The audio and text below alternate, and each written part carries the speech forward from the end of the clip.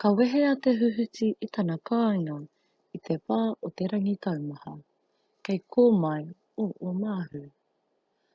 Ka pō rawa, ka tae atu ia ki te roto ātara.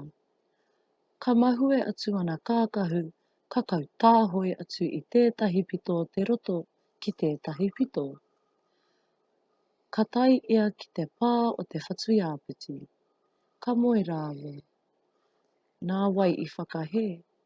Ka whakainga e tana whāia e hine te moa I tā rāua moetanga. Nā tāua moetanga ka puta hei uri rangatira.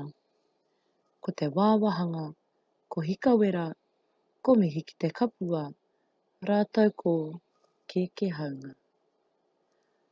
Nā rāua hoki I whakakotahi mai anō I ngā hapu o ngā tikahu ngunu, o te hika a papa uma, me te hika a rua rauhanga. Nā kōna I puritia e te whatu iāpiti raua ko te huhuti I te mana o te rohe.